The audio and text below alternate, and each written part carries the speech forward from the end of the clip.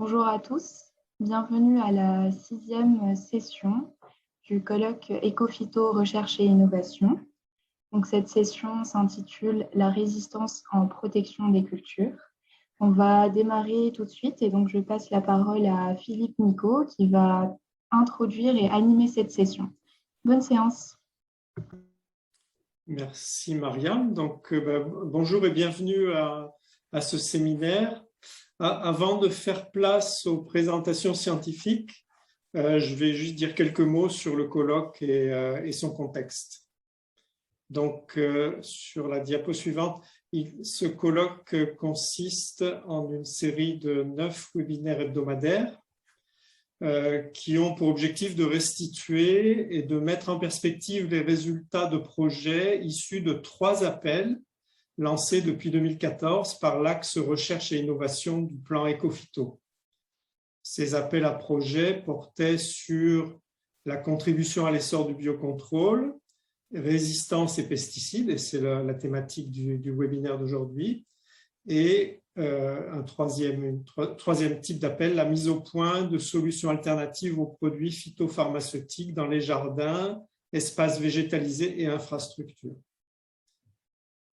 Sur la diapo suivante, donc l'axe recherche et innovation du plan Éco-Phyto est copiloté par 4 ministères et s'appuie sur l'expertise d'un comité scientifique et d'orientation recherche-innovation qui comprend 45 membres présentant des domaines d'expertise très divers. Cet axe a pour objectif de mobiliser et structurer les différentes communautés de recherche et innovation afin de produire et d'améliorer les connaissances et les outils nécessaires pour atteindre les objectifs du plan Éco-Phyto. Et à ce jour, environ 150 projets de recherche ont déjà été labellisés pour un budget annuel d'environ 7 millions d'euros. Ce webinaire d'aujourd'hui, sur la diapo suivante, va vous présenter les avancées de 2 projets sous forme de vidéo, donc le projet DAS-REVI et le projet M des risques. Et nous aurons ensuite le témoignage de Marie-France Coriot-Costet, de Mourad Anachi et de Marie Turner. Et il y aura ensuite un petit moment d'échange avant la conclusion du webinaire. Sur la diapo suivante, donc pendant ce séminaire, vous aurez la possibilité d'interagir avec les orateurs en posant des questions dans l'outil Q et R, et ceci quand vous voulez, pendant chaque présentation ou juste après. Et si possible, merci de réserver le chat pour signaler des soucis techniques éventuels ou si vous souhaitez apporter des éléments d'information complémentaires à partager avec tous.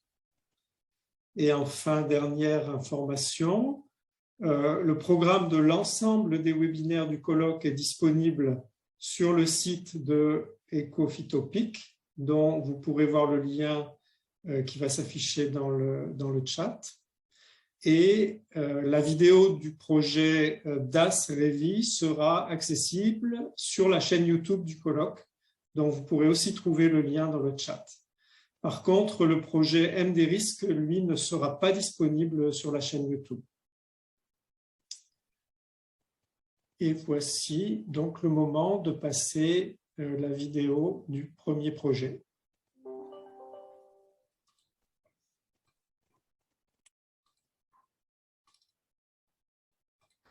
Bonjour à tous, je m'appelle François Aucheroux et je vais vous parler de DAS-REVI, développement et appropriation socio-technique des résistances variétales en viticulture durable. Ce projet a été soutenu par l'appel d'offres Pesticides 2014 sur les résistances variétales et résistance au changement. Il associe 3 laboratoires INRAE et Bordeaux Sciences Agro.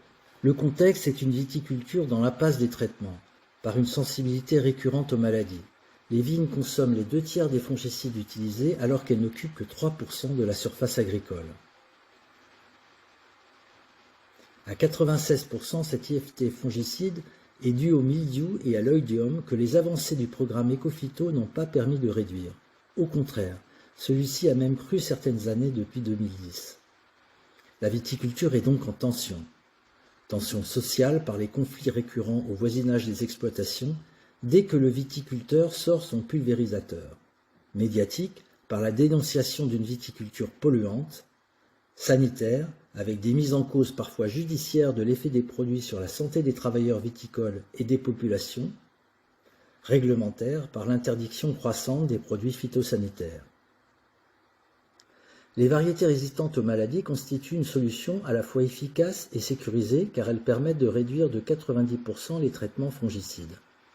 En freinant la propagation éventuelle de pathogènes virulents, elles laissent le temps aux acteurs de réagir, ce qui efface l'aversion au risque. Le risque devient cependant commercial et identitaire. L'innovation s'inscrit à rebours d'un système vitivinicole, construit culturellement, réglementairement et commercialement sur une image de tradition et de qualité basée sur la valorisation des cépages historiques. Les grands cépages français sont même devenus des marques internationales. Le temps de l'innovation est en outre très long, 15 ans d'expérimentation, 6 ans d'inscription, 3 ans de multiplication, 3 ans pour produire du vin, soit 27 ans. Et le risque est aussi sanitaire, car les résistances variétales ne sont pas forcément durables du fait des contournements potentiels. L'objectif, finalement, c'est d'appréhender la multiplicité des résistances. Résistance au changement, par une approche systémique qui explicite les réussites et les échecs de l'innovation variétale depuis 100 ans, compare les modalités d'expérimentation variétale en France, Allemagne et Suisse, et étudie le processus d'ouverture des appellations à l'innovation.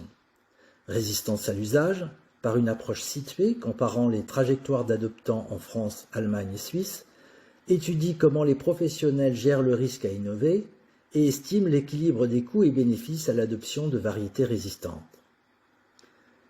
Résistance variétale, enfin, par une démarche d'accompagnement avec un observatoire des cépages résistants, sur la base d'un protocole de suivi des pathogènes et des contournements potentiels, et qui mobilise les viticulteurs pionniers sur le contrôle des maladies.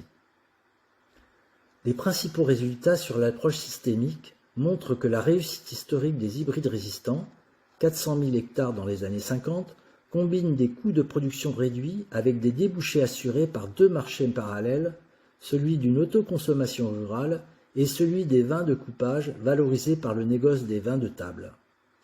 Ces marchés ne se réduisent après 1960, faisant place à une politique qualité et le recours aux cépages des grands crus diffusés par sélection clonale.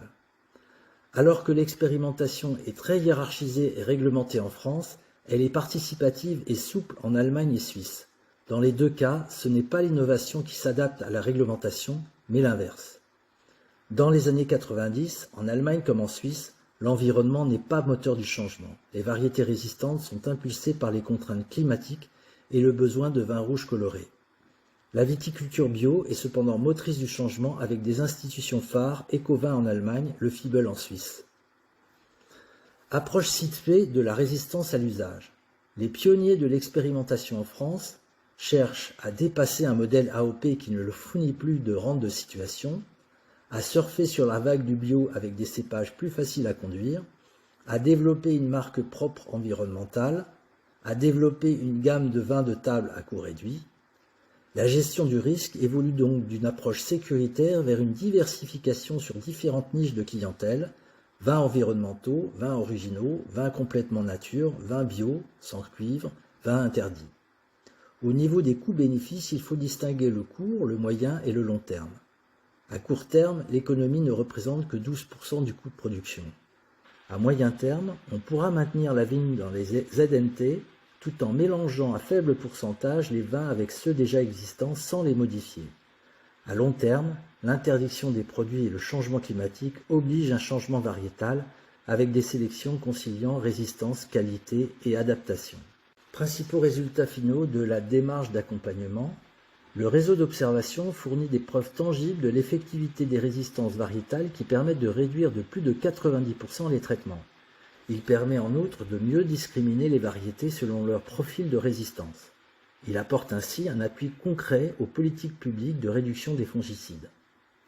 En mobilisant des conseillers agricoles de différents départements, il favorise des échanges de connaissances transverses sur différents contextes climatiques. sur la base d'un protocole de suivi commun. Il permet aussi un meilleur ajustement du conseil sur un très faible nombre de traitements grâce à la compréhension qu'il fournit de la cinétique des maladies. Il fournit donc aux conseillers de terrain un référentiel validé collectivement sur les résistances variétales et sur les traitements d'appoint.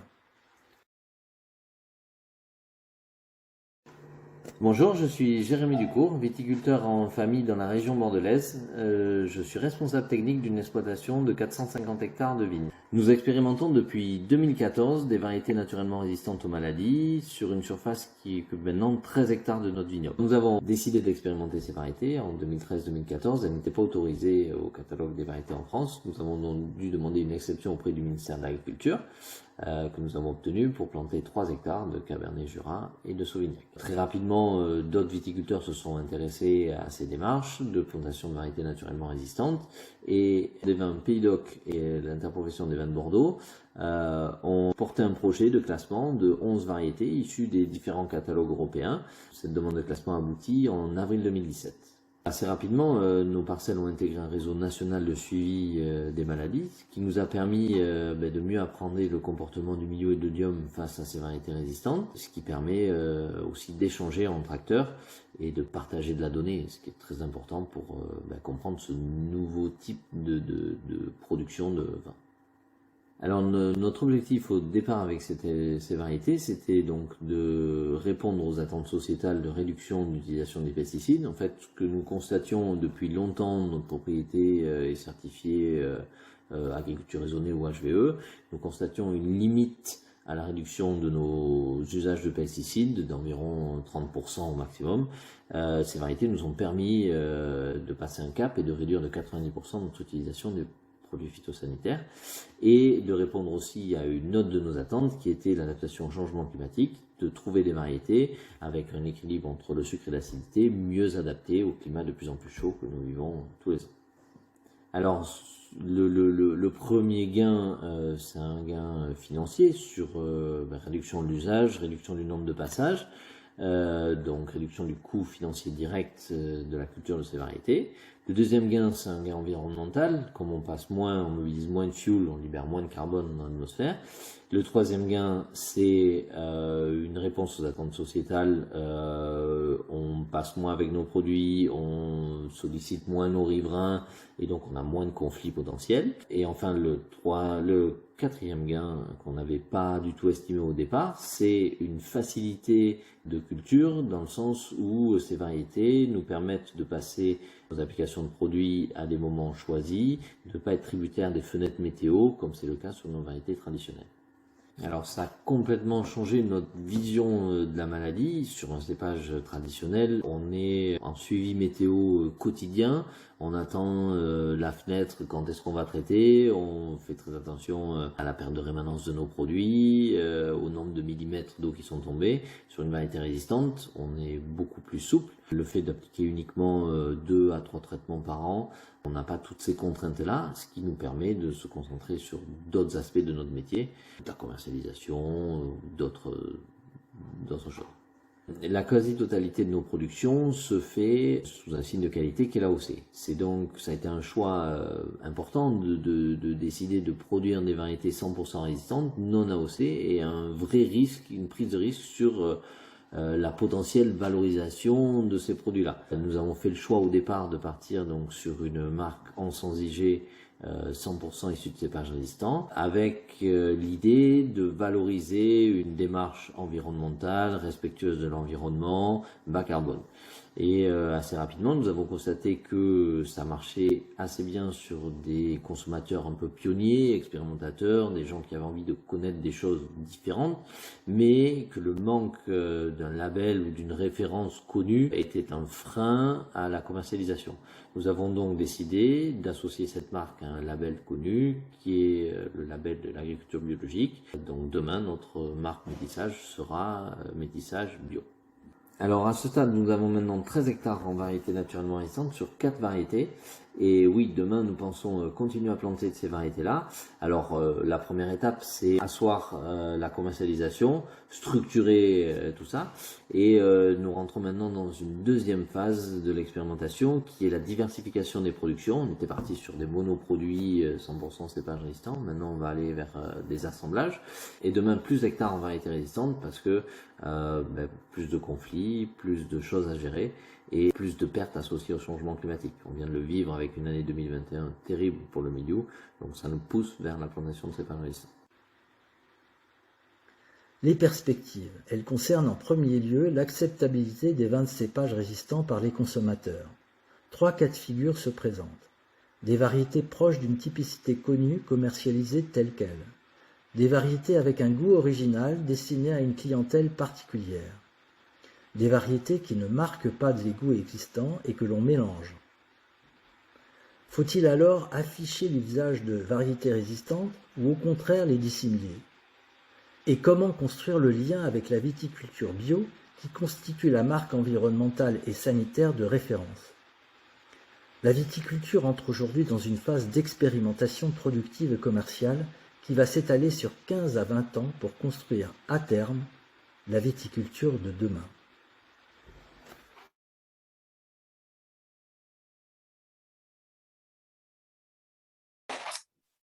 Voilà, une vidéo bien intéressante. Alors, surtout, n'hésitez pas à poser vos questions pour François Auchereau. Alors, j'ai déjà quelques questions. Je vais en afficher une. François, est-ce que tu as une idée sur la proportion de cépages résistants qui restent éligibles à une AOC? Alors, pour l'instant, aucun, puisque les cépages résistants en tant que vitis non vinifera ne sont pas autorisés en AOC. Mais en fait, à côté de l'AOC, il y a ce qu'on appelle l'IGP. Donc, l'IGP, c'est l'indication géographique protégée qui est de création assez récente et qui correspond aux 20 pays. Et dans ce cadre-là, il y a eu une réforme de l'expérimentation qui pourra s'élargir aux AOC d'ici 3 ou 4 ans lorsque les vitis seront autorisés, où on autorise 10 variétés rouges et 10 variétés blanches à fin d'adaptation. C'est-à-dire que c'est une liste un peu parallèle qui n'est pas directement dans le cahier des charges, mais qui est référencée dans le cahier des charges, et où on peut mettre des variétés qui peuvent être expérimentées à des fins d'adaptation au changement climatique, à l'environnement, c'est-à-dire que c'est beaucoup plus large que simplement les résistances. Mais il est clair que cette réforme a été fortement impulsée par l'arrivée des cépages, des variétés résistantes. Alors juste pour la première question, je veux dire, c'est vraiment, le viticulteur, il n'a pas du tout une approche scientifique de l'environnement. Il réagit, et encore là, le gain en carbone, c'est une réponse aux attentes médiatiques et sociétales. Ce n'est pas un vécu de viticulteur. Il ne va pas raisonner en termes de gaz d'échappement, éventuellement en lien avec l'essence qu'il peut utiliser, mais pas d'impact environnementaux à ce niveau.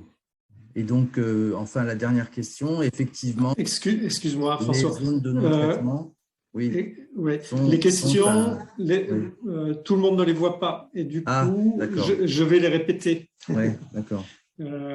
Voilà, donc la dernière question, tu faisais allusion à la question sur l'origine des cépages résistants et le développement de variétés résistantes avec des NBT. Je ne sais pas ce que c'est, je vais voir si je peux afficher. Qu'est-ce que c'est? Ok, des questions un peu techniques. Quoi, des NBT? Ouais. Peut-être globalement… Oui, les nouvelles technologies de breeding, c'est ça? Oui, c'est ça. Alors, en fait, c'est une autre question. Là, les variétés résistantes, c'est par hybridation.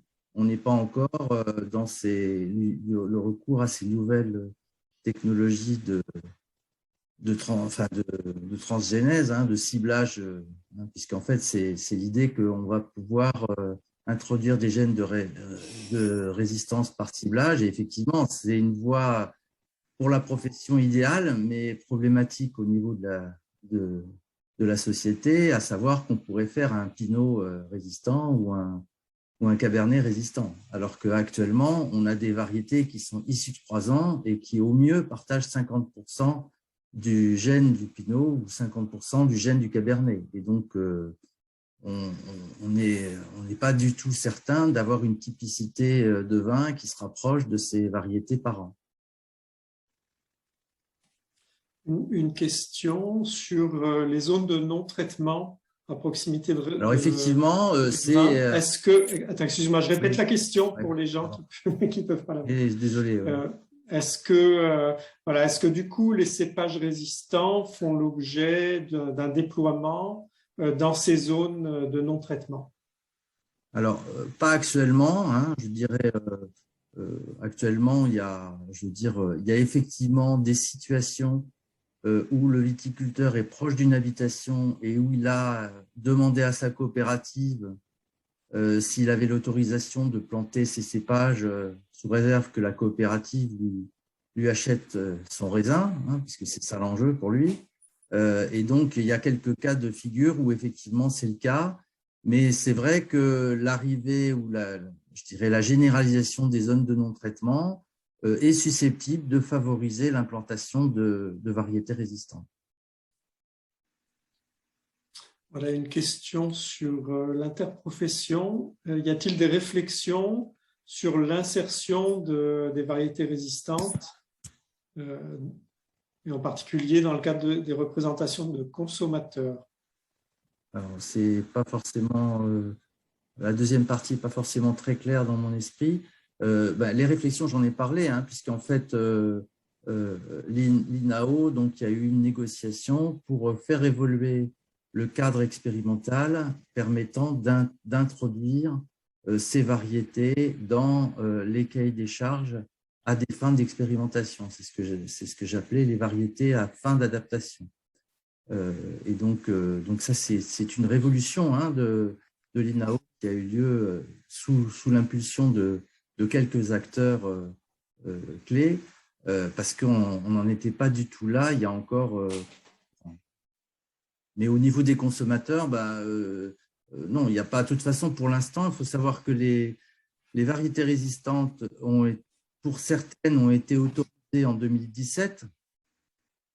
Donc, le temps d'avoir les plants et de les implanter, ce n'est pas avant 2019 que les premières ont été implantées, et donc on n'a pas encore de vin.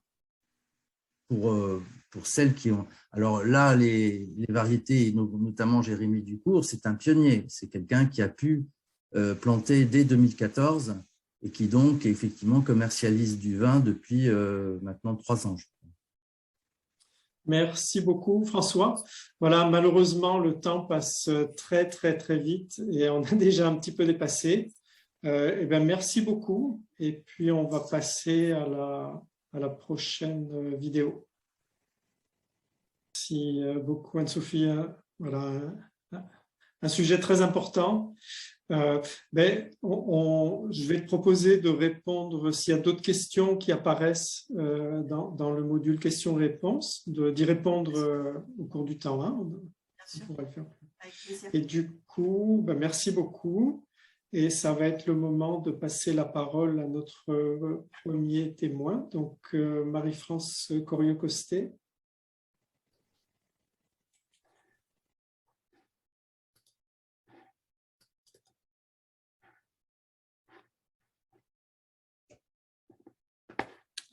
Voilà.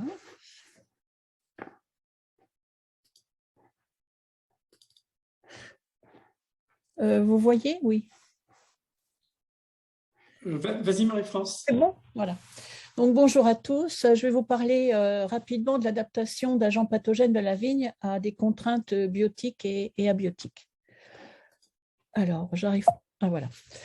Donc, les agents pathogènes et les bioagresseurs en général, au sein des agrosystèmes, sont soumis à de très nombreuses contraintes qui peuvent être abiotiques ou biotiques. Et de ce fait, J'arrive pas à passer à la suivante. Comment ça se fait ça? Pardon? Essaie de refaire ton partage. Alors, je refais.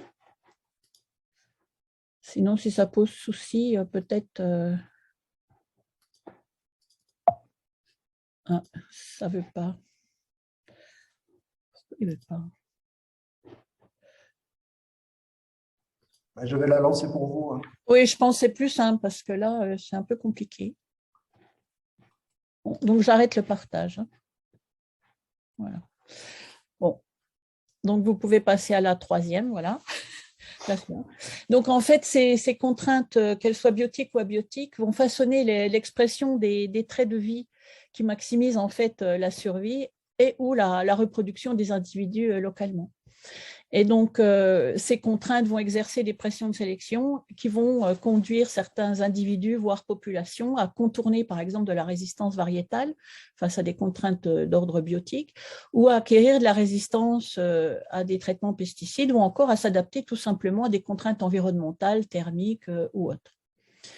Et en fait, cette adaptation se base également sur l'hypothèse, enfin rejoint tout à fait l'hypothèse de la reine rouge, qui est une métaphore, pour symboliser un petit peu la compétition entre les espèces et également la coévolution entre elles, avec cette fameuse course à l'armement qui est souvent décrite, par exemple, entre une plante et un agent pathogène. Suivante. Donc, comment un individu, enfin un agent pathogène peut-il acquérir une résistance? Alors, il y a 3 étapes majeures. La première, c'est l'apparition d'un variant résistant au sein d'une population, soit par mutation naturelle, soit par des recombinaisons génétiques dans les grands principes. Et si une pression-sélection est appliquée de façon récurrente et avec une certaine force sélective, on va sélectionner ces variants. Et donc, ils vont avoir un avantage réel suite à cette sélection et ils vont pouvoir se multiplier et émerger au sein de ces populations. Et la 3e étape, c'est bien sûr la dispersion et la migration de ces variants, de ces populations résistantes à différentes échelles du territoire. Et c'est là où on peut être confronté à des problèmes in natura. Suivante, s'il vous plaît. Donc, j'ai pris l'exemple pour vous parler un petit peu de ces résistances de l'oïdium de la vigne, Eresiphe necator, qui est un champignon ascomycète parasite obligatoire de la vigne et qui a la particularité d'être composé déjà de 2 groupes génétiquement distincts, A et B. Et sur la droite de l'écran, vous voyez 2 fréquences différentes, une en bleu, une en rouge, qui montrent justement comment ces génotypes, A et B, occupent des niches écologiques différentes au cours de la saison et donc vont subir des pressions de sélection différentes dans l'espace et le temps. Et en fait, il se trouve que les souches B, ici en rouge, sont plus résistantes aux fongicides puisqu'elles subissent plus de pression et qu'elles font beaucoup de reproduction sexuée. Sur le petit graphe du bas, où vous voyez le pourcentage d'inhibition des Eresiphe necator au sein de différentes variétés, donc CS, c'est le Cabernet Sauvignon, c'est une variété sensible, les autres étant des variétés plus ou moins résistantes. Vous pouvez voir également que les souches de groupe A sont mieux inhibées par les cépages résistants. Donc, enfin, la résistance est plus forte sur cette population. Diapositive suivante.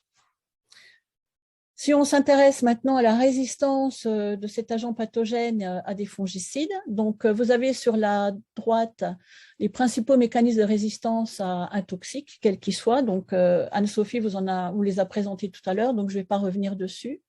Mais généralement, on est souvent entre les mécanismes 1, donc mutation, 2, surexpression de gènes et 3, éventuellement export vers l'extérieur.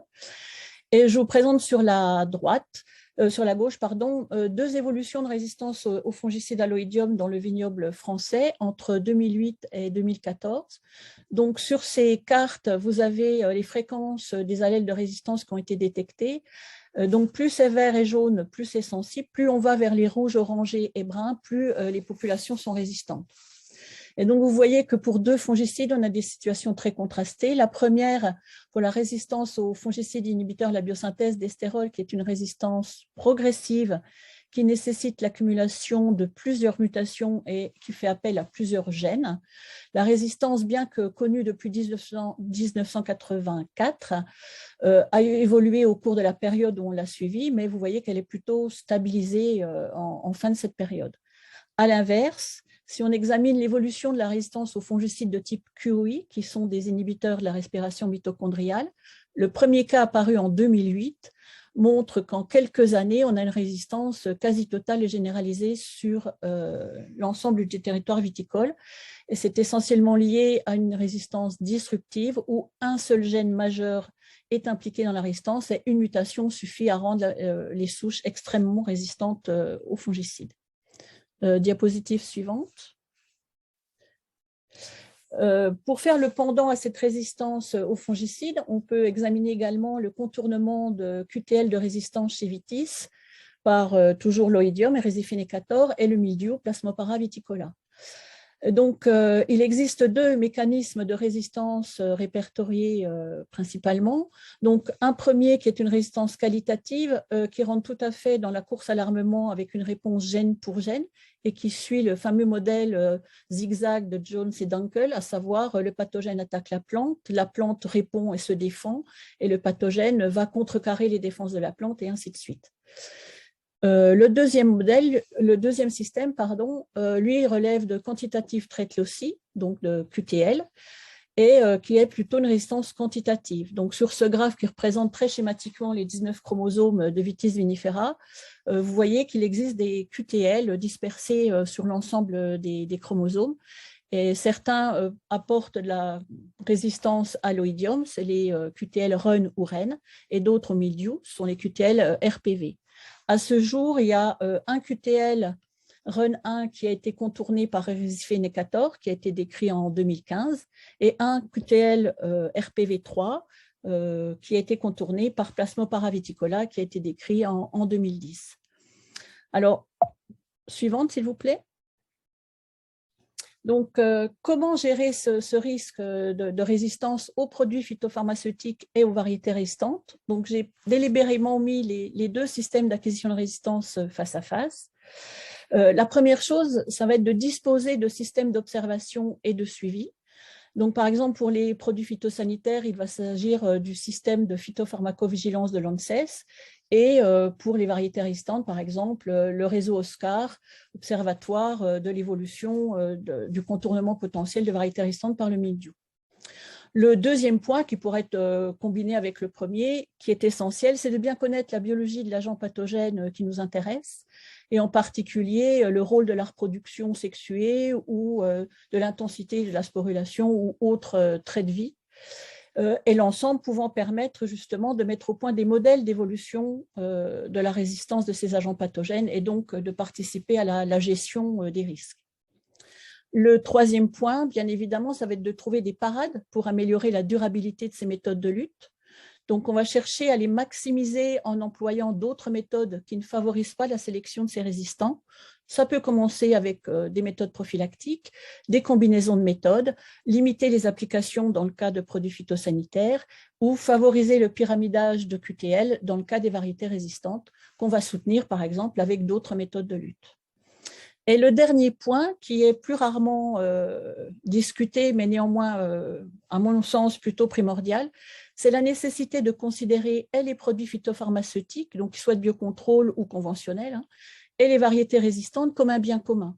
Donc, essayer d'avoir une vision à long terme pour préserver l'efficacité de la pratique et en gérer les risques. Par exemple, mettre au point une coordination territoriale, que ce soit pour gérer la résistance à des produits phytosanitaires ou pour le déploiement de variétés résistantes. Et puis, bien évidemment, attention aux effets non intentionnels de ces pratiques et de leur gestion. Diapositive suivante.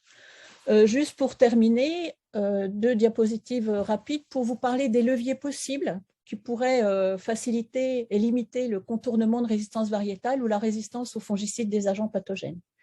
Il s'agirait dans ce cas d'utiliser des phytostimulants, soit appliqués sur des résistances variétales, soit appliqués sur des produits phytopharmaceutiques, quels qu'ils soient. Diapositive suivante. Alors, comment ces phytostimulants peuvent soutenir ces méthodes de lutte? Il faut savoir qu'il y a deux catégories, les biostimulants qui sont des produits de matière, enfin, qui sont des matières fertilisantes et qui vont améliorer la nutrition de la plante et son état physiologique et participer indirectement à une meilleure défense.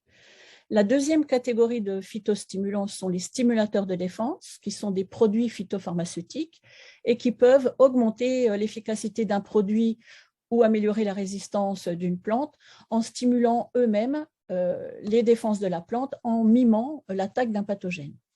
Sur les deux petits graphes situés dans le bas de cette diapositive, vous pouvez voir les effets d'un biostimulant en vert clair et d'un stimulateur de défense en vert foncé ou de l'association des deux en orange sur différents cépages, alors sensibles, vous avez le Cabernet Sauvignon au milieu, ou résistants avec différents niveaux de résistance. Et vous voyez avec les flèches rouges que globalement, ces phytostimulants améliorent les performances de cépages résistants partiels, à résistance partielle. Et les SDP sont bien évidemment plus efficaces que les biostimulants sensu stricto. Diapositive suivante. Un dernier exemple qui montre l'effet d'un stimulateur de défense comparé à un fongicide au vignoble. Donc, ces résultats ont été publiés en 2018. Et ils montrent que dans le cadre de la lutte de botrytis, 3 traitements avec le SDP permettent de diminuer sur 2 millésimes de 30% à 50% la sévérité d'attaque de l'agent pathogène. Donc, un SDP peut réellement apporter une protection sur plusieurs millésimes vis-à-vis de différentes maladies. Et si on les associe ou si on les alterne avec des produits phytopharmaceutiques plus classiques, ça peut permettre de limiter les intrants et d'améliorer l'efficacité des produits phytosanitaires. Donc, pour conclure, diapositive suivante. Tout organisme est capable de s'adapter aux pressions de sélection, quelles qu'elles soient. Et heureusement, puisque c'est la survie de toutes les espèces. Tous les bioagresseurs ont déjà développé au moins un système de résistance. Par exemple, au vignoble, il n'est pas rare de trouver des souches de mildiou qui sont résistantes déjà à 4 modes d'action différents de fongicides.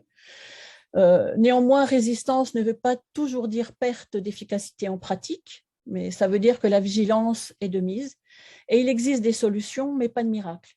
Et donc, les phytostimulants pourraient être une solution partielle pour participer à la durabilité de ces méthodes de lutte.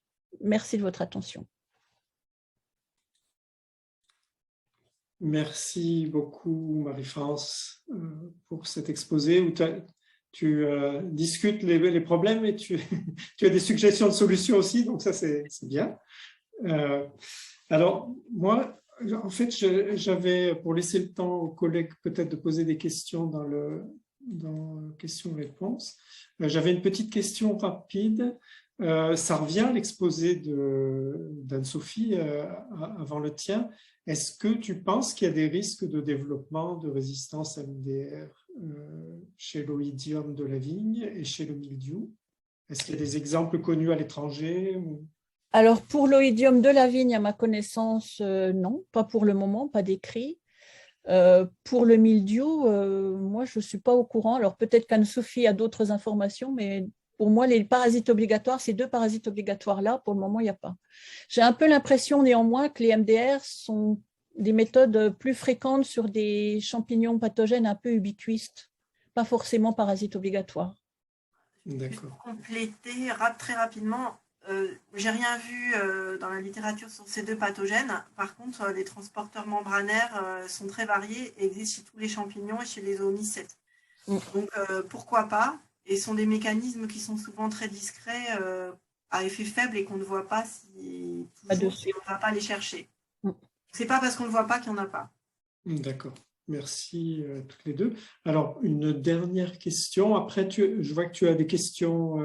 Tu pourras peut-être y répondre, Marie-France, en tapant questions-réponses. Une question sur l'utilisation des stimulateurs des défenses des plantes par les viticulteurs. Est-ce que ça se fait concrètement? Est-ce que ça se fait plusieurs fois dans la saison? Alors, ça se fait puisqu'il y a des produits homologués, il y a des produits vendus et utilisés. Et effectivement, c'est plusieurs fois dans la saison. Alors, c'est soit des alternances, voire souvent des associations avec des produits phytosanitaires également homologués, quoi.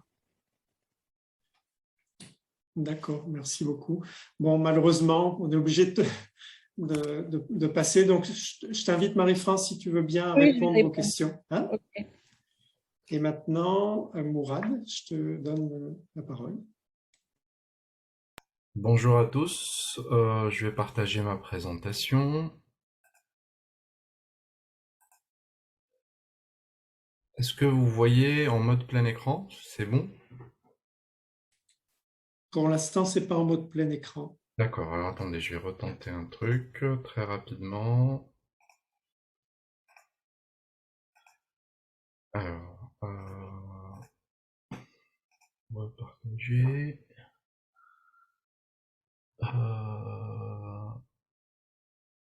Alors, c'est bizarre parce que je vois plus ma présentation qui était affichée tout à l'heure, mais je vais faire un truc. Je vais fermer quelques fenêtres. Désolé pour le petit couac. Tout à l'heure, ça marchait très bien. Alors, je vais juste... Donc, alors voilà, normalement maintenant ça devrait marcher. Voilà. Et là... Voilà, là normalement vous pouvez me voir. C'est bien ça? Oui, c'est parfait. Parfait. Donc, merci beaucoup pour l'invitation et ces échanges. En fait, ma présentation va faire écho aux précédentes présentations et apporter un regard un peu décalé et qui fait écho à ce que avait dit Marie-France juste avant moi. Ça va parler de bien commun, de qu'est-ce que ça veut dire gérer en bien commun les produits de protection des plantes, c'est-à-dire à savoir les résistances, les variétés résistantes, ou les produits de protection des plantes au sens large, en évitant les résistances des pathogènes. Et là, ça marche. Voilà. Donc en fait, si on s'attarde sur qu'est-ce qu'un bien commun, la littérature en sciences, les recherches en sciences humaines et sociales, notamment en économie et en sciences politiques, on classe les types de biens selon deux critères. Savoir le critère de rivalité et le critère d'exclusion. Le critère de rivalité, ça veut dire est-ce que nous sommes rivaux sur ce bien, c'est-à-dire est-ce que l'utilisation d'un agent ou d'un acteur réduit ou peut réduire le bien disponible ou peut altérer le bien en lui-même. Le deuxième critère, le critère d'exclusion, lui, signifie est-ce qu'on peut exclure facilement un acteur ou des acteurs de l'utilisation de ce bien, ou est-ce qu'il est difficile ou impossible d'exclure des acteurs, des utilisateurs de ce bien. Selon ces deux critères, on a une matrice de 4 qui conceptualise qu'un bien privé, un bien commun, un bien de club et un bien public. Quelques exemples très rapidement pour vous illustrer ça. Un bien privé, par exemple, on prend une barre de chocolat. Est-ce qu'on est rivaux sur ce bien de chocolat? Oui, si quelqu'un d'autre croque la barre de chocolat, il en reste moins pour moi. Ça réduit mon utilisation et quelqu'un peut détruire la barre de chocolat, donc le bien privé. Est-ce qu'on peut exclure quelqu'un? Oui, je peux cacher la barre de chocolat, je peux la mettre dans un coffre-fort. Assez proche de ce bien privé existe le bien de club. Donc là, on peut toujours exclure des utilisateurs de ce bien. Par exemple, une chaîne de TV, on peut mettre un décodeur, crypter le signal et du coup réguler l'utilisation de ce bien. Est-ce qu'on est rivaux? Là, on n'est pas rivaux parce que si quelqu'un regarde la même chaîne de TV que moi, ça réduit pas l'utilisation pour moi. Ça n'altère pas l'utilité disponible pour moi. Il y a le bien public, et là, en fait, on ne peut pas exclure quelqu'un et on n'est pas rivaux. Par exemple, la culture, si quelqu'un se cultive, ça réduit pas l'utilisation, la culture pour moi, et en même temps, je peux difficilement exclure quelqu'un de la culture. Il existe le quatrième type de bien, qui est un bien assez particulier, qu'on appelle les biens communs. Les biens communs, c'est des ressources, comme par exemple un cours d'eau ou une ressource collective altérable, où finalement on peut difficilement exclure quelqu'un de ce bien. Ça peut être difficile, ça peut être non éthique, ça peut être quasiment impossible, mais en même temps on est rivaux, les utilisateurs de ce bien sont rivaux au sens où il suffit qu'il y en ait un qui pollue le bien ou qui le détruit, il y a plus de bien pour tout le monde, et aussi l'utilisation de quelqu'un peut réduire l'utilisation d'un autre ou l'altérer. Alors, qu'est-ce que ça veut dire, ce concept-là, si on regarde les cas des résistances? Si on prend les résistances variétales, là on va prendre le cas du colza, qu'est-ce qui se passe? Quand on a une nouvelle variété qui arrive sur le marché, généralement elle est de plus en plus utilisée. On régule pas, on n'interdit pas à quelqu'un de l'utiliser à partir du moment où elle est commercialisée. C'est assez difficile d'interdire ça, voire ça peut être considéré comme non soutenable. Et du coup, ce qui se passe, c'est que on crée la pression de sélection telle que l'ont montré les précédentes présentations, et quelque part, en surutilisant ces variétés résistantes, on crée on perd leur utilité, on les détruit. Du coup, on est quelque part dans une forme de tragédie des communs. Si on regarde les pesticides ou inclut les biopesticides, il y a des travaux qui montrent que c'est la même dynamique. Quand un nouveau produit de lutte contre des pathogènes arrive sur le marché, que ce soit des synthèses du biocontrôle ou des minéraux comme le cuivre, ce qui se passe, c'est que très rapidement, on utilise beaucoup en fait ce produit-là. Et on sélectionne les résistances. Anne-Sophie, la courbe qui est faite par Anne-Sophie là et son propos dans sa présentation le montre bien. Donc finalement, cette dynamique-là d'apparition et de destruction de la résistance, elle montre qu'on est sur un bien commun. Et que finalement, les produits de protection des plantes, à savoir les variétés résistantes ou les produits de lutte contre les maladies, sont assujettis du fait de cette dynamique socio-écologique qui croise une utilisation croissante et une altération de ces résistants, enfin de l'utilité de ces produits de protection des plantes qui accompagnent finalement cette utilisation croissante, fait qu'on est dans une tragédie des communs. Alors, qu'est-ce que veut dire finalement, qu'est-ce que implique finalement cette catégorisation des produits de protection des plantes comme des biens communs? Ça implique, en fait, les biens communs sont caractérisés par deux types de problèmes. C'est un peu comme un stock de ressources qu'on utilise et qui ont une utilité sociale. Et ce stock-là, il y a un flux de renouvellement de ce stock et il y a un flux sortant, d'altération de ce stock, de consommation de ce stock. Ce qu'on voit sur les deux précédents graphes, c'est que c'est typiquement symptomatique de cette tragédie des communs, donc que vous connaissez sans doute, qui a fait l'objet de plein de publications, et qui montre, voilà, c'est un problème de ressources qui sont altérées et qui, quelque part, sont altérées très vite par une surutilisation et une non-coordination des acteurs par rapport à ce stock. L'autre type de problème, c'est ce qu'on appelle une tragédie des anticommuns. Ça veut dire que, en fait, quelque part, le débit de renouvellement de ce stock, on l'étrangle par une mauvaise coordination ou des controverses ou des divergences d'acteurs, en fait, qui influent sur ce flux. Et là, on a des cas, par exemple, dans la littérature dans les sciences médicales ou sur d'autres types de ressources.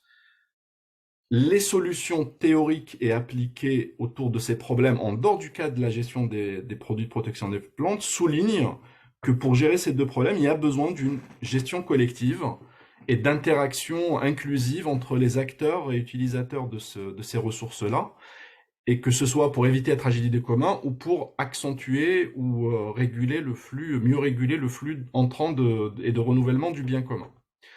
Si on regarde la problématique des résistances avec ce cadre-là, et les présentations qui précèdent le montrent bien, on a à la fois des controverses et des contraintes d'inscription ou de mise à disposition de nouvelles résistances variétales ou de nouveaux produits de protection des plantes qui font qu'on a une réduction du flux entrant. Et en même temps, vu qu'il n'y a pas de coordination, on a une altération rapide de ces ressources-là qui sont nécessaires pour la gestion de la maladie des plantes. Et du coup, on est typiquement dans une problématique de bien commun, d'un stock qui s'amenuise et qui nous mène vers des impasses phytosanitaires. Et ce que suggère ce cadre-là, c'est qu'il y a besoin d'une gestion plus collective en bien commun pour éviter des impasses phytosanitaires et aller vers une agriculture plus durable. Alors, qu'est-ce que ça veut dire en termes de perspective? Et ça sera ma dernière slide. C'est que pour aller vers une agriculture plus durable et qui repose sur une meilleure gestion des résistances, il faut inventer une gestion collective des résistances. Qu'est-ce que cela veut dire? Ça veut dire que d'abord, dans un premier temps, il faut travailler sur les controverses et construire des représentations communes. Ça veut dire que les variétés résistantes ne doivent plus être perçues ou utilisées comme des ressources jetables et qu'on doit réfléchir et travailler leur durabilité et leur utilité durable pour réduire les phytos. Ça veut dire aussi que les contournements rapides ne doivent plus être considérés comme une fatalité, mais qu'on doit collectivement essayer de travailler à leurs évitements ou à leur retardement. Et cela se fait en se sensibilisant collectivement et en donnant de la valeur à ces variétés résistantes. Ce qui veut dire qu'il faut des travaux sur la controverse, mais qu'il faut aussi considérer ces résistances comme des objets frontières et fédérer les acteurs autour d'elles et faire dialoguer les acteurs autour de ces résistances. À titre d'exemple, nous, par exemple, on fait des travaux avec des jeux sérieux qui permettent de construire une représentation commune et de simuler quelque part et d'apprendre collectivement comment gérer ces résistances. Il y a eu plein de serious games qui ont été financés d'ailleurs dans le cadre des appels Ecofito. Il y a un deuxième niveau, et c'est celui dont avait parlé Marie-France avant moi, c'est qu'il faut inventer des outils mais collectifs de gestion et de suivi des résistances. Imaginez-vous comment vous géreriez, comment votre utilisation des voitures ou de votre téléphone portable serait si vous n'aviez pas la jauge de consommation d'essence ou des warnings ou de batterie ou de consommation de batterie. Il est important d'avoir des indicateurs pour permettre la gestion. Aujourd'hui, il existe une diversité d'outils de suivi et de monitoring de ces résistances, mais il faut des outils collectifs et utilisables par les collectifs de praticiens et de chercheurs en même temps.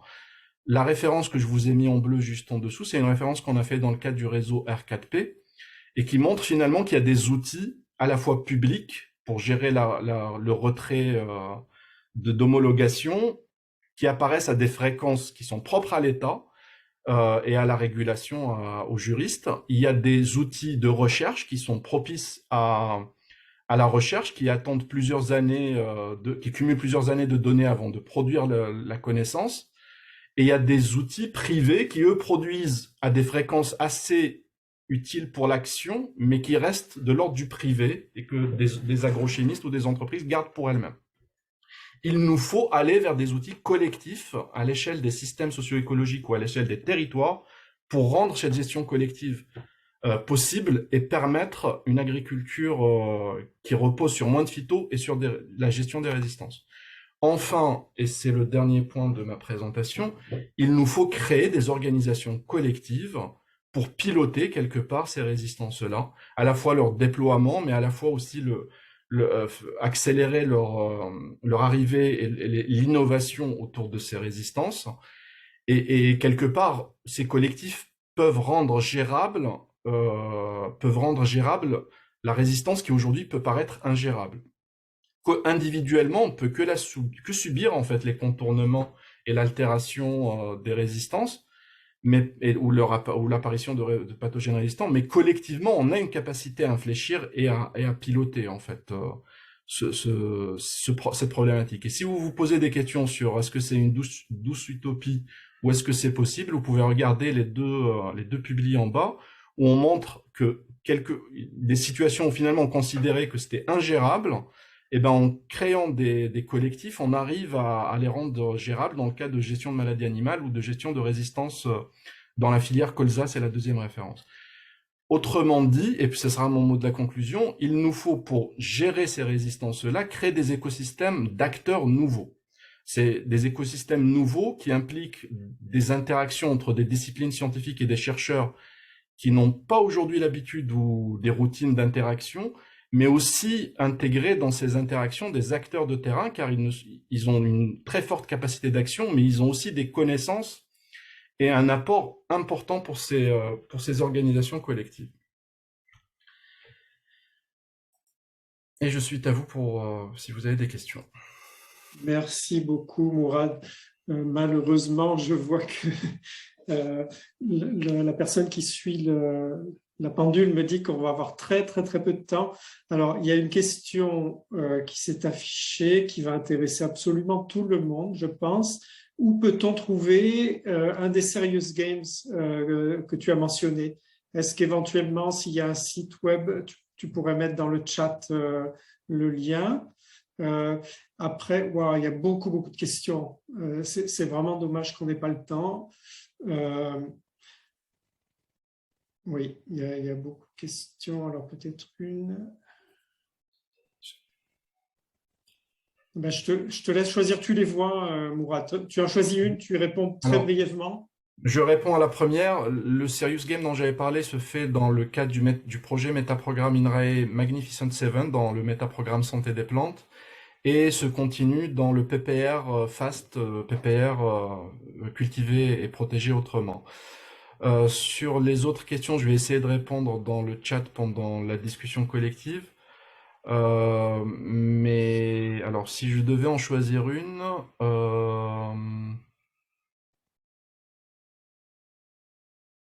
faut-il, comme pour les hôpitaux qui gardent des antibiotiques juste pour eux, imaginer certains pesticides variétés d'usage restreint? Oui, tout à fait. Mais alors, qu'est-ce que veut dire restreint? Ça veut dire on peut gérer une alternance, par exemple, tel territoire ou tels agriculteurs dans le territoire utilisent, et puis l'année d'après, ça tourne. Et comme ça, on crée une forme d'équité, mais aussi une forme de mosaïque dynamique qui évite la pression de sélection. Voilà. Je vous rends le micro. Oui, merci beaucoup, Mourad. C'est très intéressant. Et du coup, maintenant, je vais passer la parole à Marie Turner pour le dernier exposé. Bonjour. Alors, j'arrive pas à mettre ma caméra. Hop, c'est bon. Normalement, c'est bon. Bonjour. Pardon. Donc, je vais essayer de partager mon écran. Donc, aujourd'hui, je vais vous présenter le RMT Best Team. Alors, est-ce que le partage d'écran fonctionne? C'est bon? Oui, c'est parfait, Marie. Vas-y. Oui, très bien, merci. Bonjour, donc je suis Marie Turner, donc de l'association VG9, donc qui est rattachée au CTIFL. Et donc, je vais vous présenter aujourd'hui un réseau mixte technologique donc, qui s'appelle Best Team, qui est financé dans le cadre des programmes CASDAR, donc qui porte sur la stimulation de la santé des plantes dans les systèmes agroécologiques. Et donc moi, je suis une des animatrices de ce RMT. Et donc, c'est Arvalis qui est le porteur de ce RMT avec Régis Berthelot, qui est l'animateur principal. Donc, pour vous présenter déjà le RMT Best Team, je vais vous présenter déjà un petit peu l'historique, puisque ce RMT Best Team donc, a démarré officiellement en 2021, mais n'est pas neuf au sens où il est basé sur les travaux du RMT Illicitra. Donc c'est un RMT qui a vécu pendant presque 10 ans, qui a démarré en 2010. Et donc on avait notamment publié un ouvrage aux éditions Acta sur la simulation de défense des plantes. On avait réalisé 2 colloques, notamment en 2013 et en 2018. Et donc, on avait su, on va dire, créer une communauté assez soudée et dynamique autour de cette question des simulateurs de défense des plantes qui nous préoccupent aujourd'hui également. Et en fait, donc, suite à ces travaux dans le cadre du RMT, on s'est rendu compte qu'en fait, les SDP seuls avaient quand même du mal à remplir le rôle de protection des plantes, on va dire, surtout en plein champ. Et donc c'est vrai qu'il fallait absolument avoir une vision plus intégrée des stimulateurs, et donc notamment d'intégrer l'effet génotype, l'interaction avec les microbiotes, l'effet de l'environnement, des différentes pratiques culturales, pour pouvoir vraiment induire une efficacité suffisante dans un objectif, bien sûr, hein, je ne l'ai pas précisé, mais c'est assez évident ici, de réduction des intrants conventionnels. Donc voilà, donc on a travaillé dans la transition en 2019-2020 sur vraiment mieux intégrer les produits SDP, et donc associer des nouvelles disciplines aussi parmi nos membres. Et donc on a déposé et on a été financé donc pour la création de ce RMT Best Team que je vais vous présenter en détail. Donc dans le cadre de ce RMT, donc on a développé le concept de l'immunité agroécologique. Donc, c'est un concept qui est notamment porté aussi par Marie-Noëlle Brisset, enfin, celle qui a beaucoup amené ce concept-là avec son programme PPR aussi, Cap Zéro Phyto. Et donc, l'idée, c'est vraiment de se dire que si on veut pouvoir stimuler la santé de la plante, donc son système immunitaire en général, donc l'immunité des plantes, il faut vraiment réfléchir à l'ensemble des leviers, dans le système. Et donc on a essayé justement de lister un petit peu les différents facteurs, qui peuvent intervenir, donc je l'ai mentionné tout à l'heure, heu pour justement, aller, booster un petit peu, l'immunité des plantes ou au contraire avoir des effets négatifs. Et donc bien sûr, on a mis les SDP au centre parce que ça reste, on va dire, le cœur de notre, métier, historique, et puis, parce qu'on croit que c'est un levier aussi tout à fait, primordial, hein, dans cette, transition agroécologique. Mais c'est sûr que tout seul, ils peuvent pas, du tout être suffisant, pour permettre cette transition. Et donc, une des questions qui se posent justement, pour la durabilité des systèmes, c'est également le trade-off entre l'immunité et développement, puisque c'est une question que Xavier, Rebout a posée tout à l'heure, je pense, pendant, l'exposé de Marie-France, mais je pense pas qu'elle a eu le temps d'y répondre, donc j'en profite pour y répondre. Parce qu'effectivement, oui, c'est des questions qui se posent. C'est que la plante, elle va, avoir besoin d'énergie, pour pouvoir mettre en place, ses défenses, et dans quelle mesure est-ce que cette énergie, peut être au détriment d'un bon développement et d'un bon rendement, hein? Parce que c'est vrai qu'on ça reste très pratico-pratique, mais le producteur a quand même besoin qu'on réfléchisse à son rendement final, bien sûr. Voilà, et donc ça fait partie des questions qui se posent, bien sûr, parce que, si c'est effectivement, stimuler l'immunité à outrance, mais que c'est au détriment, d'un bon développement de la plante, ben, ça n'est pas, viable, ça n'est pas durable.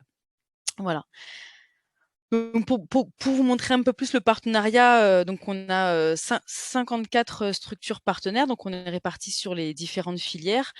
Et donc on a cherché à regrouper des acteurs, donc de différents niveaux, aussi bien de la recherche, académique, scientifique, également des universitaires, par rapport à l'enseignement supérieur, également des lycées agricoles pour l'enseignement secondaire. Tout le volet institut technique agricole, effectivement, qui est très important par rapport à la transition, vers le terrain, vers les producteurs, les champs de lecture également, quelques centres de R&D, les pôles de compétitivité par rapport à leur dynamique, effectivement, de montage de projets et leur réseau, et également 2 associations d'entreprises. Donc les entreprises à proprement parler ne sont pas membres, du réseau, puisqu'on a souhaité effectivement, pouvoir avoir une réflexion, on va dire, détachée de toute contrainte, économique. Mais il y a des représentants des structures, donc IBMA, sur le volet biocontrôle, et Afaya sur le volet, biostimulant, qui sont présents, voilà, dans notre conseil scientifique. Donc pour vous montrer un petit peu le programme de travail qu'on a mis en place dans le cadre de ce RMT, donc on a un premier axe, donc qui est un axe de veille à l'innovation, donc sur, les différents leviers, les différentes méthodes qui peuvent exister dans le contexte qui nous intéresse. 3 axes qui sont plus axés sur vraiment un volet, scientifique et technique, donc un premier axe sur la méthodologie, parce qu'effectivement, il y a beaucoup de questions qui se posent, que ce soit, au laboratoire, sur le terrain, et surtout sur la transition entre laboratoire et terrain, de comment est-ce qu'on peut expérimenter, les SDP, mais les différents leviers qui peuvent être actionnés également? Et donc mettre en place, des indicateurs, des protocoles pour, normer un petit peu, standardiser un peu cette manière de faire, de travailler, on va dire, voilà, de manière, scientifique, reproductible, carrée, le plus possible. Donc un axe 3 qui vise à mieux comprendre, en fait, les différents leviers, et donc, à en optimiser les effets, à comprendre, comment ils fonctionnent, à comprendre également quels sont les facteurs qui peuvent, interférer avec leur efficacité, ou au contraire optimiser leur efficacité. Et une question, fondamentale, mais qui est très loin, d'être simple, à répondre, qui est l'interaction entre les différents leviers qui peuvent, se mettre en place. Et donc ça découle sur l'axe 4 qui est vraiment l'axe, intégratif, des différents leviers, avec vraiment un travail, sur le terrain concret avec une hiérarchisation des leviers, avec des ateliers de prototypage notamment, pour être vraiment en lien avec, avec le terrain et les problématiques des producteurs. Donc tous ces travaux-là seront bien sûr, pas menés uniquement au sein, du RMT Best Team, hein. Les petits, rouages, orange montrent, la nécessité, d'interagir avec d'autres réseaux, d'autres organismes qui existent, qui travaillent, qui réfléchissent, parce qu'effectivement, c'est évident que toute cette transition agroécologique, on a besoin d'être coordonnés, d'être, nombreux et intelligents ensemble pour pouvoir, répondre à tous les problèmes, heu, auxquels les différentes filières font face. Et donc un dernier axe, qui est un axe, donc très très important, qui est l'axe de la formation et de la communication, pour justement, ben, aller, délivrer, que ce soit, aux étudiants, en lycée, au niveau de l'enseignement supérieur, mais également aux professionnels avec différents supports, donc les avancées qui auront pu être faites. Alors, ça me fait penser à un point qui a été, soulevé lors du 1er projet là, qui était la question de l'accès au public, aux consommateurs.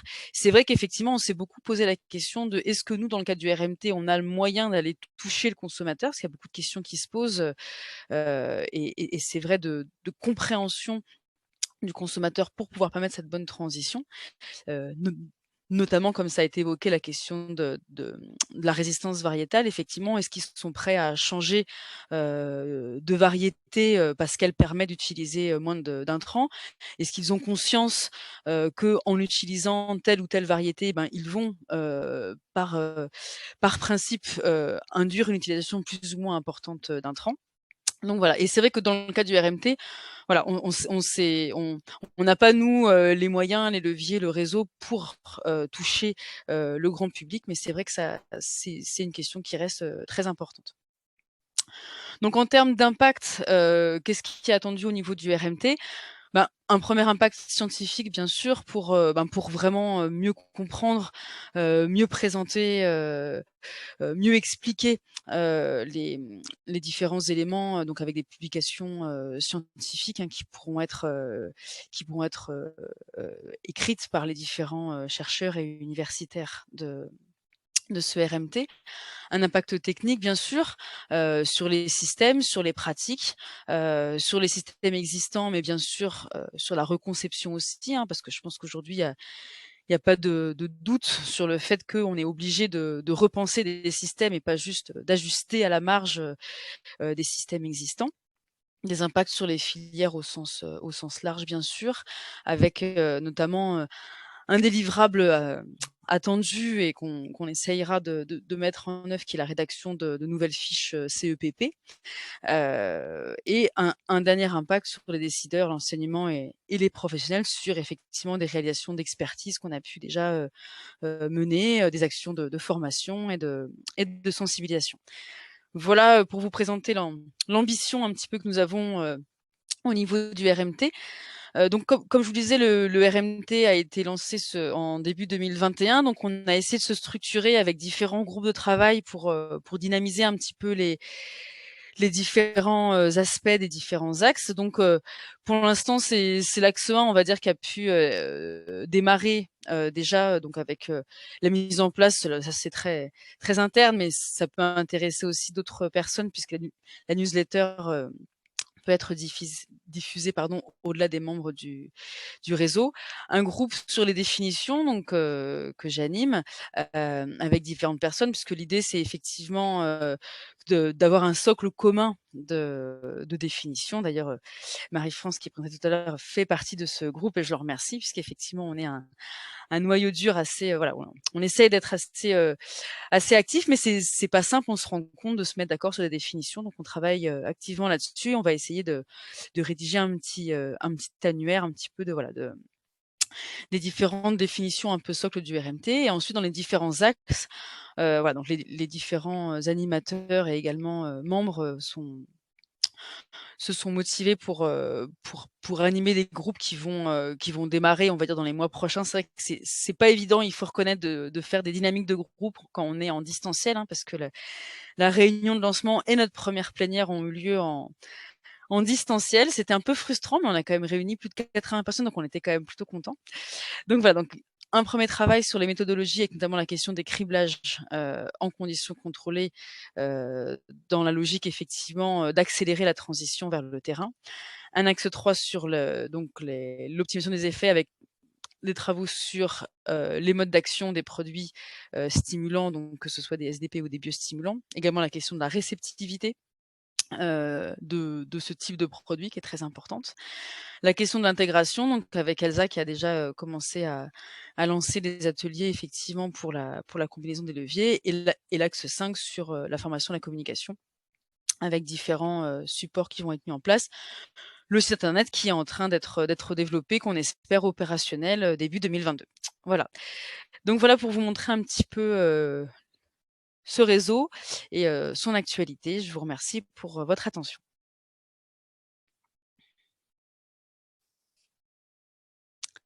Ah, j'ai un problème de son, je ne t'entends pas, Philippe, je ne sais Ah pas ce oui, qui se passe. c'est mon C'est micro. bon. Ok. Merci beaucoup, Marie. Parfait. Il nous reste exactement 5 minutes avant de rendre l'antenne pour ce webinaire. Et il faut garder 1 minute de conclusion pour les organisateurs. Alors, déjà, longue vie et bon courage pour tout cet effort Bestim. Hein, ça va être fantastique, je pense.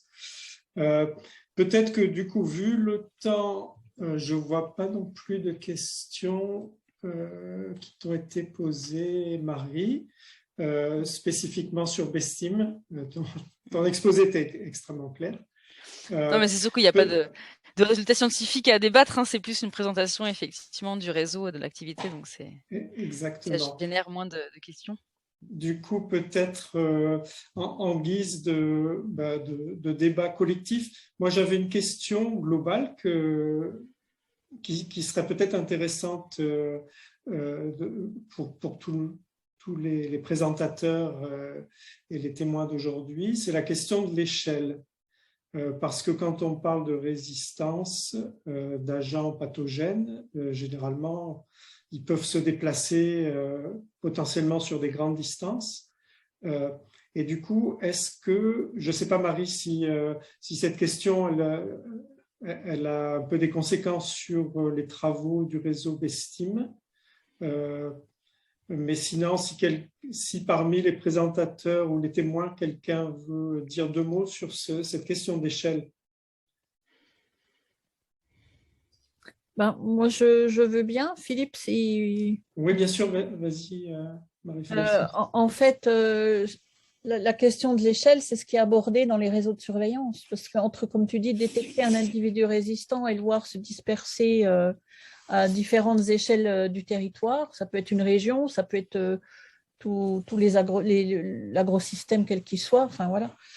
Et quand on parle de résistance au champ, c'est quand vraiment c'est dispatché, enfin ça s'est dispersé et que la résistance elle est présente, quoi. Alors, je ne sais pas si ça répond vraiment à ta question, mais... Si, merci. Mais je me posais aussi la question par rapport à l'exposé de Mourad sur l'intérêt d'une coordination. Comment est-ce qu'on pourrait imaginer démarrer à quelle échelle, viser au final quelle échelle, etc. C'est une très bonne question. C'est une très bonne question parce que, en fait, on a une tension entre les échelles des phénomènes écologiques et les échelles des acteurs sociaux. Voilà, c'est un agriculteur, son échelle, c'est l'exploitation. Une coopérative, c'est un bassin de production, mais généralement, il y a d'autres négociations de coopératives. À une échelle collective, ils arrivent à quelque chose qui parfois dépasse l'échelle écologique pertinente pour agir et parfois est infra. Ce qu'on a fait, nous, ce que notre expérimentation et nos recherches montrent, c'est que, par exemple, dans le cas de la gestion de la maladie d'Ogiski en Corse, il y a eu une volonté de gérer le problème à l'échelle de l'île, qui est l'échelle écologiquement pertinente pour gérer la maladie. Ça a échoué pendant 20 ans. Nous, on est arrivé, on a fait des ateliers participatifs avec les acteurs. Les agriculteurs étaient devaient participer à un monitoring, devaient vacciner leurs animaux, c'était sur une maladie animale. Ça n'a pas marché. Mais à partir du moment où on a reposé ça sur des petits collectifs d'acteurs en leur disant « mais vous vous engagez pas, on vous demande pas de faire la stratégie à l'échelle de la Corse, vous demande de réfléchir à l'échelle un peu intermédiaire, vous et vos voisins ». Et là, en fait, les agriculteurs non seulement acceptaient de construire une stratégie, de tester des choses, ils ont même payé le vaccin de leur poche, quoi. Et en fait, ça s'est répandu quelque part, la stratégie et l'organisation s'est répandu par tache d'huile. Et ce que ça suggère, c'est que quelque part, en fait, la solution organisationnelle, elle est comme les maladies. Il y a un petit foyer qui fait proof of concept, dans notre cas, et après, ça s'étend parce qu'il y a une forme d'enrôlement par l'observation et l'interaction sociale. Merci beaucoup, Mourad. Malheureusement, ça va être le mot de la fin pour notre webinaire. Donc, Mariam, si tu veux conclure.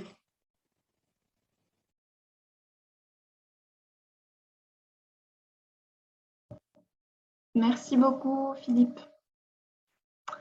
En fait, pour finir, je voulais juste remercier tout le monde. Donc, je voulais vous remercier à tous pour votre participation. Merci à Philippe aussi pour l'animation de ce webinaire. Merci aux porteurs de projets et aux invités pour la qualité des présentations et des échanges. Donc, juste pour rappel, vous avez les ressources en ligne du colloque. Donc, je vous mets ça sur le chat. Donc, vous pouvez retrouver le programme du colloque. Vous pouvez retrouver aussi des brochures, donc des webinaires sur le site Ecofitopic. Et enfin, on publie aussi les vidéos des webinaires sur la chaîne YouTube du colloque. Donc, on vous donne rendez-vous la semaine prochaine, donc jeudi prochain, 2 décembre, de 13h30 à 15h aussi, donc pour notre 7e webinaire qui s'intitulera « La flore compagne au service de la santé des cultures et du sol ». Donc, durant ce webinaire, on aura 3 projets qui seront présentés. Le projet Fleur sur la manipulation de la biodiversité floristique en culture de céréales. Macro Plus, donc sur des techniques pour renforcer l'installation d'un ennemi naturel. Et enfin, le projet Sérum qui porte donc sur des plantes de service qui sont utilisées pour la désinfection des sols en culture maraîchère.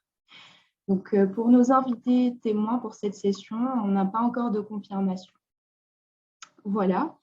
Donc, merci encore à tous pour votre participation. Et donc, je vais clôturer la session. Donc, ça va être fermé à tout le monde. Voilà. Merci, au revoir. Au revoir à tous. Au revoir à tous.